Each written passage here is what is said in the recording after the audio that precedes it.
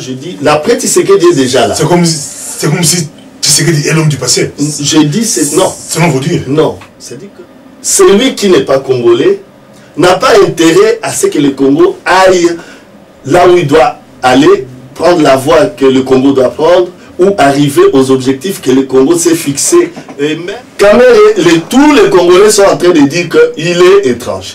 Les gens qui ont étudié avec lui, ils disent, voilà, il touchait les indemnités en tant que réfugié. Tous les Congolais ou une partie de la diaspora? Non, attends.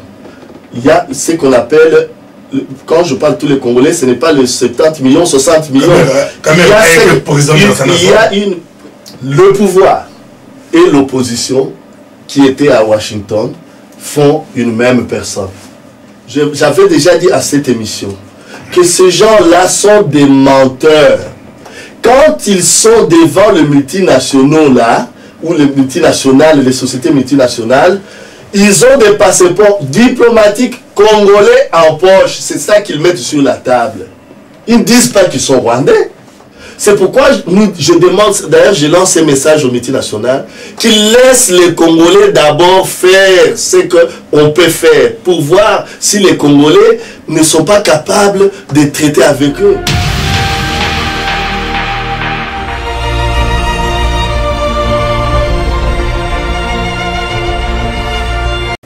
Monsieur Achille, l'UDPS a fait sortir un communiqué officiel comme quoi Tshisekedi Omolomba va parler avec la communauté, avec la diaspora, et puis va entamer des contacts avec des partenaires internationaux dès septembre. Mais à vous entendre parler, c'est comme si vous voyez déjà l'après Tshisekedi. Non, c'est pourquoi je dis l'après Tshisekedi est déjà là. C'est comme si Tshisekedi est l'homme du passé. Je dis c'est non. Selon vous dire. Non, c'est-à-dire que nous, la jeunesse, nous qui sommes en train, les combattants, les résistants, l'intellectuel congolais, nous avons déjà préparé l'après Tshisekedi. Ce n'est pas quand il va, quand le Seigneur va le prendre, ou quand il va dire, voilà, aujourd'hui je ne suis, et à ce moment on dit, venez, nous allons nous asseoir pour voir l'après Tshisekedi. Non, nous avons l'après Tshisekedi, et je le confirme, nous l'avons sauvé, le pays soit gagné, le pays puisse sortir de cette impasse, puisse sortir de cette colonisation, le pays puisse sortir de ces mensonges, de la boue qu'on est en train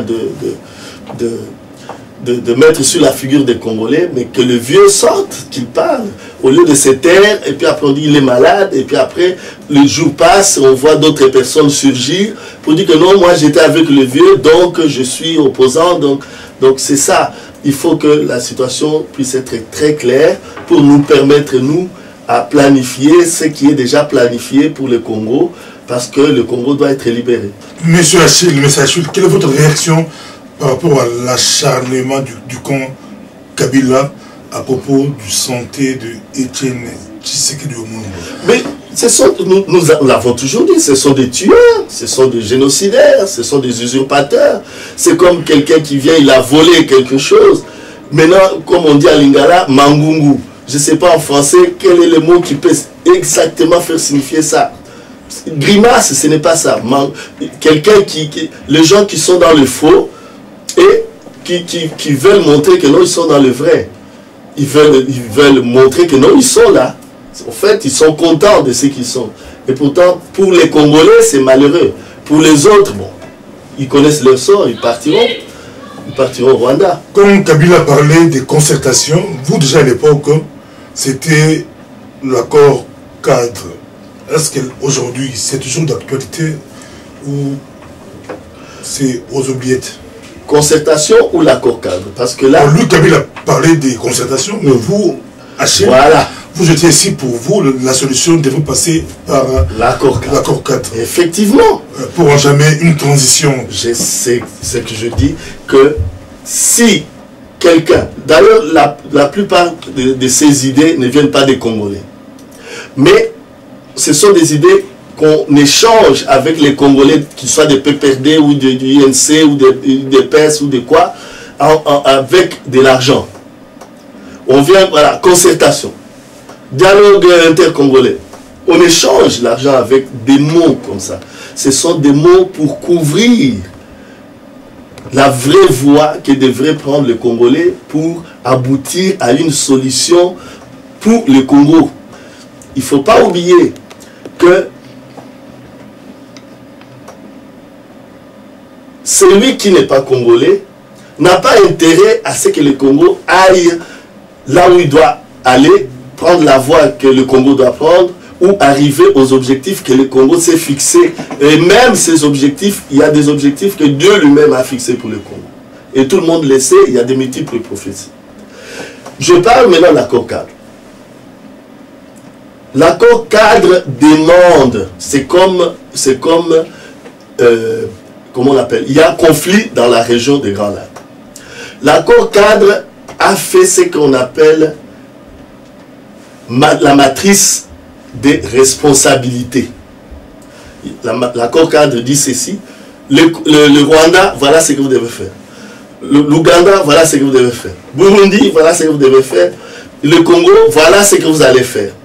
Mais pour ce qui concerne le Congo, les choses doivent commencer que quand le Rwandais, le Burundais, les Ougandais, tous ces étrangers qui viennent semer du désordre, mentir, tuer, aller voler la caisse de l'État, aller prendre des minéraux, quand ils vont sortir, la matrice des responsabilités dont l'accord cadre dit, c'est à ce moment-là que le Congo va aller au dialogue.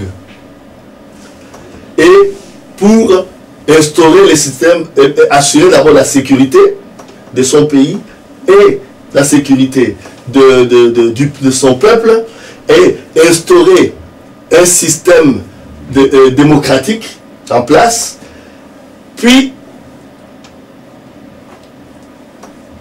après avoir instauré le système démocratique, aller refaire la réforme de l'armée et de la police. Parce qu'ils savent, ceux qui ont été là, les chefs d'État africains, Ban Ki-moon, l'ONU, quand on parle de l'ONU, ça dit que les États-Unis, la France, l'Amérique, l'Angleterre, l'Israël, tout ça, ils savent que dans l'armée congolaise, il n'y a pas que de Congolais. Dans la police congolaise, il n'y a pas que de Congolais.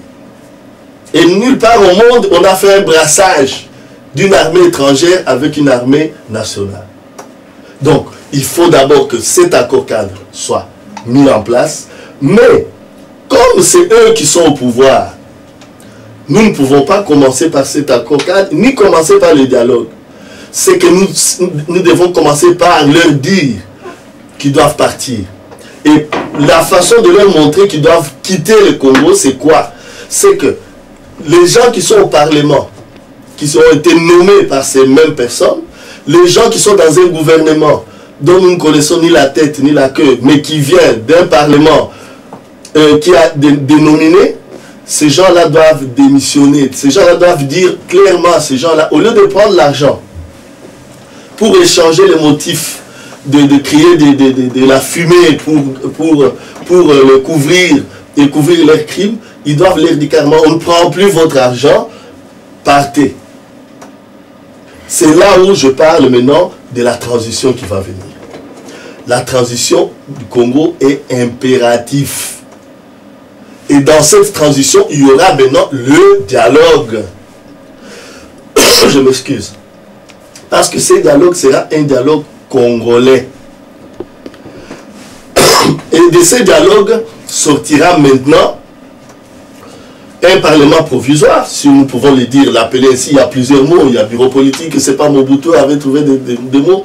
Il sortira quelque chose qui va faire office du parlement pour que les gens qui vont être à l'exécutif de la transition ne se sentent pas comme des grands chefs.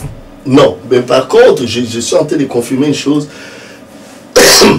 Les gens qui doivent être à l'exécutif doivent être des technocrates, des gens qui savent ce qu'ils doivent faire. Vous l'avez déjà dit. Monsieur Achille, quand vous parlez de la transition, oui, c'est comme si c'est du remake, comme on dit en anglais, remake de la période de Mobutu, transition de 90 à 97.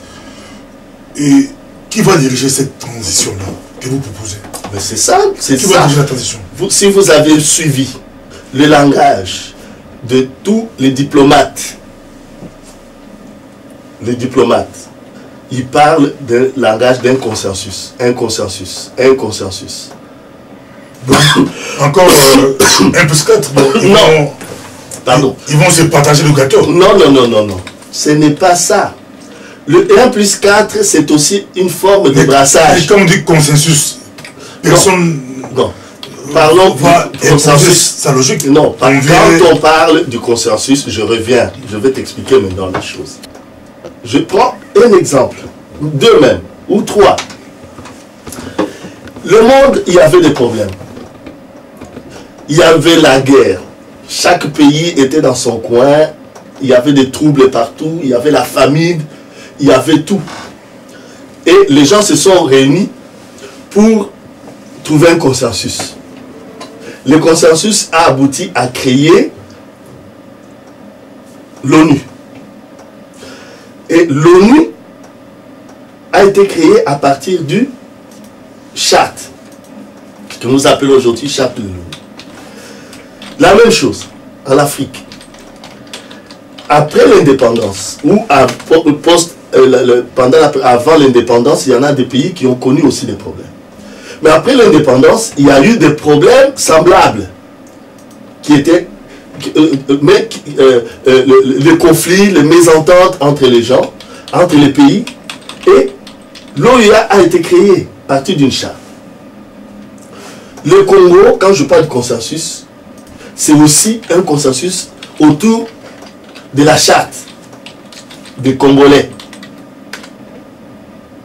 qui existe déjà, mais dont nous attendons le moment opportun, pour ne pas dire le moment que Dieu voudra, pour le mettre sur la table, pour que ensemble nous puissions voir le consensus autour de cette charte, pour recréer notre pays comme l'ONU a été créée, comme l'Union africaine a été créée, et le Congo aussi, c'est un pays aux multiples cultures, multiples langues, il y a 11 régions, c'est comme comment on l'appelle?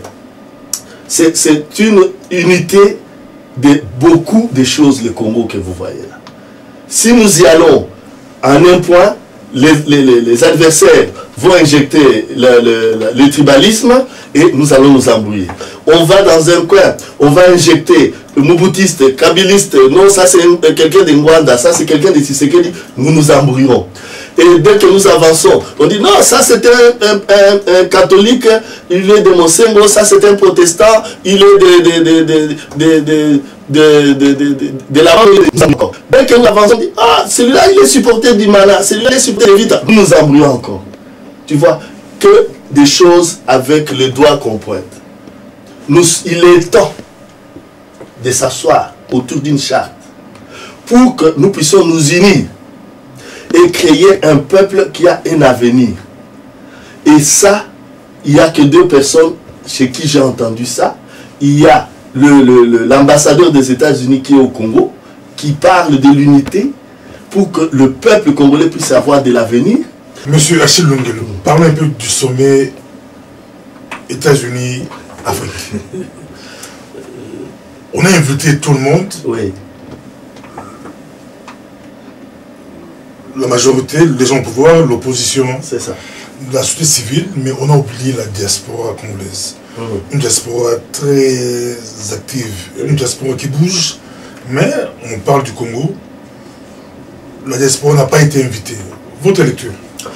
Bon, il y a 3 choses. Je vais expliquer clairement certaines choses. C'est-à-dire, quand on réfléchit mieux, il y a d'abord une conférence pour les intérêts de l'Amérique. L'Amérique que nous aimons, l'Amérique avec laquelle nous voulons bien travailler pour développer notre pays, comme eux aussi ont développé leur pays.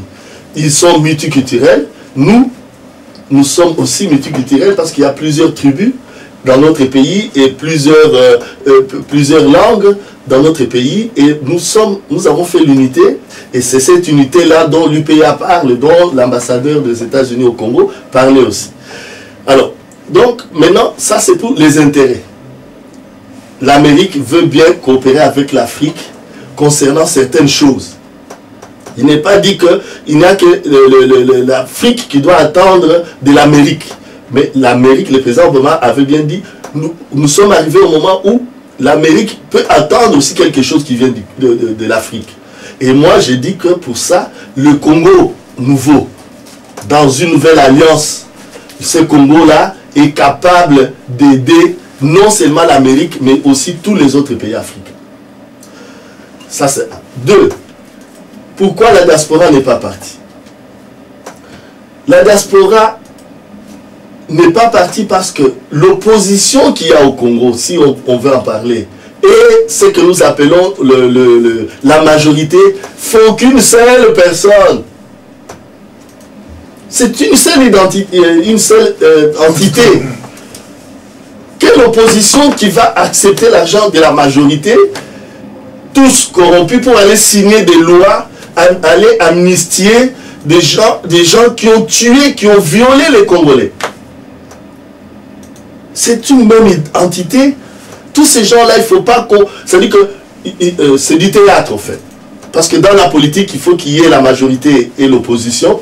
On crée un truc. Et de toute façon, c'est quelque chose de créé, parce que M. Kengo voulait aussi créer une opposition républicaine. Voilà comment on crée l'opposition. Est-ce que l'opposition s'est créée? Non. L'opposition, c'est quelque chose d'instantané. On dit, ce que vous faites, votre plan d'action, nous, ça ne nous intéresse pas, parce que ça va mener le peuple à la mort, ça va mener le peuple à la pauvreté, ça va mener... Donc on s'arrête là, nous et vous, on n'est pas d'accord. Vous avez vu en Belgique comment ça s'est passé? Malgré les opposants que nous avons, les Camérés, les Fayoulo, pour vous, au Congo, il n'y a pas d'opposants? Il n'y a pas d'opposants. Vous me citez Caméré. Monsieur Caméré, nous l'aimons beaucoup parce qu'il vit au Congo comme tous les autres étrangers qui sont au Congo, nous les aimons. Mais il y a un problème. Pourquoi les Congolais ou ces politiciens congolais cherchent toujours à dévier les problèmes qui sont devant eux? Tu vois, Caméré, tous les Congolais sont en train de dire qu'il est étranger. Les gens qui ont étudié avec lui, ils disent, voilà, il touchait les indemnités en tant que réfugié. Tous les Congolais ou une partie de la diaspora? Non, non, non, non, attends. Il y a ce qu'on appelle, quand je parle de tous les Congolais, ce n'est pas les 70 millions, 60 millions. Il y a une... Je vais y revenir, qu'on appelle une majorité représentative. Vous parlez, par exemple, je prends l'exemple de notre frère Bokechu. Il est seul.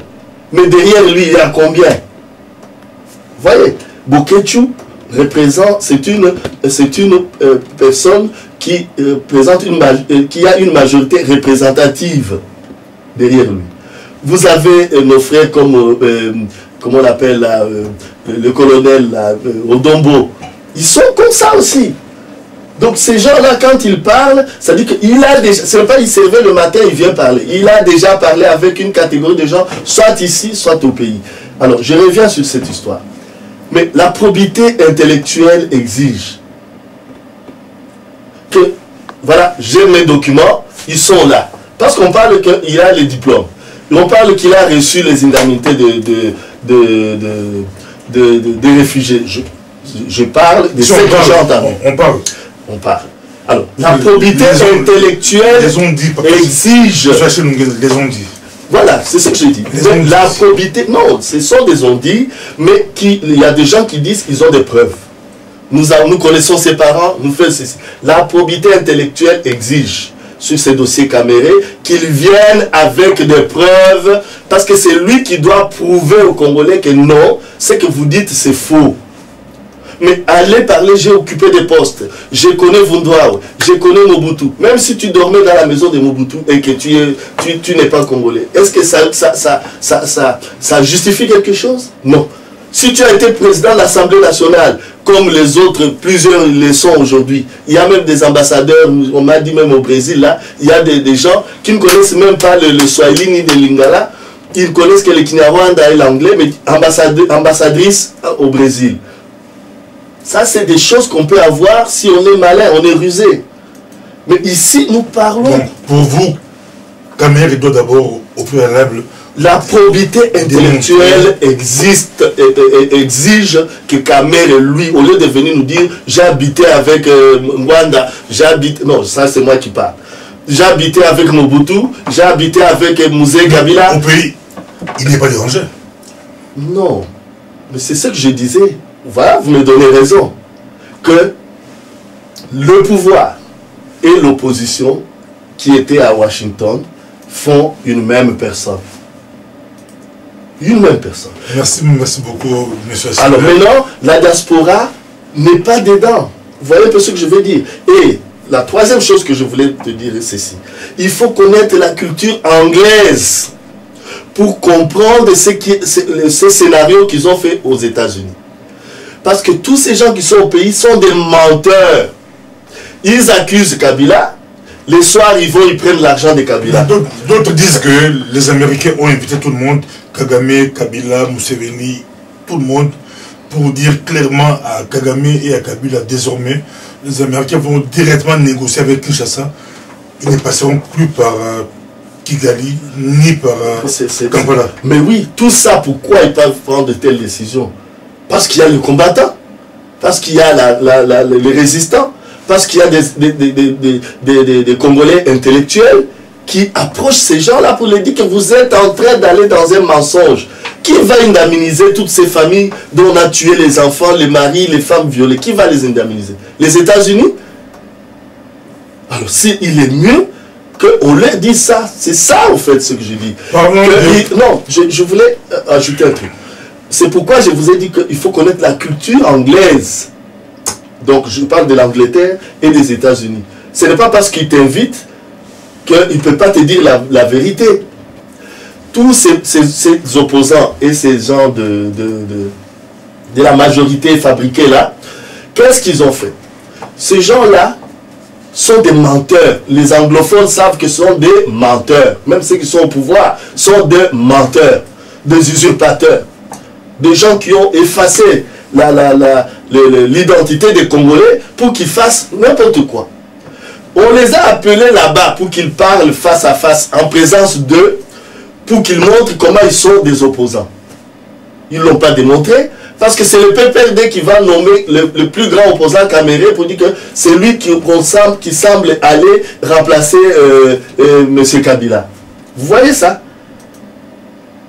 Les anglophones, il faut comprendre pourquoi ils ont fait ça. Et eux, ce n'est pas parce que les gens sont partis là-bas, ils ont mangé, ils ont bu, et que donc ils sont d'accord de ce qu'ils veulent faire. Monsieur Achille, voilà. Avant dernière question, au Congo, on cesse de découvrir des richesses. Récemment, c'était 3 milliards de barils de pétrole qu'on a trouvé au Congo. Est-ce que les richesses là qu'on découvre au Congo, ça ne peut pas poser problème, ça ne peut pas nous poser problème, être source de conflits? Non. Avec les multinationales, les grands prédateurs d'aujourd'hui? Je dis non. Je dis non, pourquoi? Je dis non parce que la dimension de la richesse du Congo, vous savez, j'amène un bassin de pain que mes frères qui sont à Kinshasa, qu'on appelle les Chegues, m'excusent, mais ça va finir. Il ne faut pas vous décourager, ça va finir ces histoires. J'amène un bassin de pain, je mets devant les Chegues.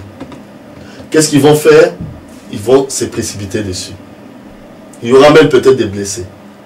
Mais si j'amène tout un camion de pain, je mets devant les Chegues, chacun saura que non. Même s'il y aura bousculade, chacun saura que quand je prends un pain, il va même en rester.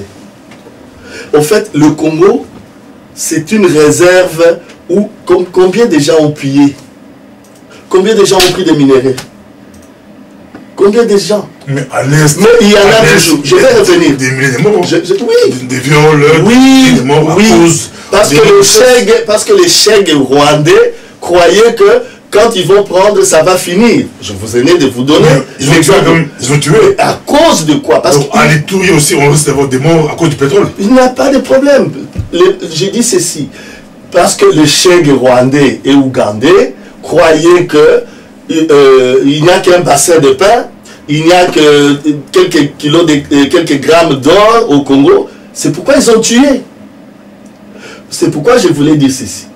que la dimension de la richesse, de la bénédiction que Dieu a donnée au Congo, c'est pourquoi nous prions que dans la transition, que Dieu donne des gens qui ont une sagesse. Parce que lui-même, Dieu qui a donné ses richesses au Congo... Pour partager avec les autres, comment dit Sarkozy, il faut partager avec les voisins. J'arrive. Vous appelez il y a des gens, Obama a donné des millions au président africain ou aux pays africains qui étaient à la conférence. Il lui en reste, non? C'est pourquoi je parle de la dimension de la richesse. C'est une dimension céleste. Ce n'est pas une dimension des hommes. Alors que les gens qui viennent... Donc là, tu paraphrases Mobutu autrement. Le Congo, c'est un scandale géologique. Non, je parle pas scandale. Quand je parle du scandale, ça veut dire que ça vient de la poche de quelqu'un. Mais je parle céleste. Parce que tout ça, c'est la richesse que Dieu a donnée au Congo. Alors, c'est pourquoi nous demandons que les gens qui vont faire la transition soient des gens choisis par Dieu lui-même et à qui il va donner une sagesse particulière. Je reviens maintenant à ta réponse. Pour que les gens qui sont en train de croire qu'il y a peut-être juste un bassin de pain, que ces gens-là puissent savoir qu'il y a des wagons, des milliers de choses au Congo. Et qu'ils revoient avec sagesse les façons de travailler avec le Congo. Là tu accuses les petits Rwandais ou le Rwanda, mais tu oublies que derrière eux, il y a les multinationales. S'ils savent que, comme tu dis là, il y a des milliers de minéraux, mais Papa Bobo, c'est malheur à nous Congolais. Je ne vais pas me répéter. Ça sera la guerre des trolls. Je ne vais pas me répéter ici. J'avais déjà dit à cette émission que ces gens-là sont des menteurs. Quand ils sont devant les multinationaux là, ou les multinationales, les sociétés multinationales, ils ont des passeports diplomatiques congolais en poche. C'est ça qu'ils mettent sur la table. Ils ne disent pas qu'ils sont rwandais. Vous voyez ça? Alors, ces gens-là, dont nous voulons accuser aujourd'hui les multinationales, ce sont des gens qui ont été trompés, mentis aussi. C'est pourquoi nous nous mettons devant vous. Nous, ici, on n'a jamais fait la politique. Mais face à nos richesses, ce n'est pas les Rwandais qui c'est ce que j'ai dit. Notre danger, c'est les multinationales. Non. Le danger, c'est le virus. Le danger, ce n'est pas la personne.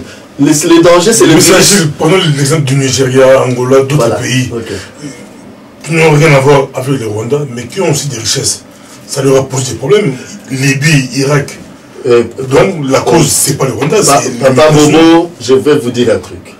Je l'ai toujours répété ici. Que le Congo, c'est un pays particulier. Ça, c'est un. Quand on parle du Rwanda, du Nigeria, du Libye, ce sont des Nigérians qui sont là-bas. Mais le Congo, ce ne sont pas des Congolais. C'est pourquoi je demande, d'ailleurs je lance un message aux multinationales, qu'ils laissent les Congolais d'abord faire ce qu'on peut faire, pour voir si les Congolais ne sont pas capables de traiter avec eux. Tu vois la différence? Alors, maintenant, la différence aussi c'est quoi? C'est que, j'ai parlé ici de la dimension des richesses. Au Nigeria, il y a peut-être, c'est que j'ai donné l'image d'un bassin de pain. Mais c'est qu'il y a un bassin au Nigeria et ce sont des wagons au Congo. Vous voyez un peu ce que je dis.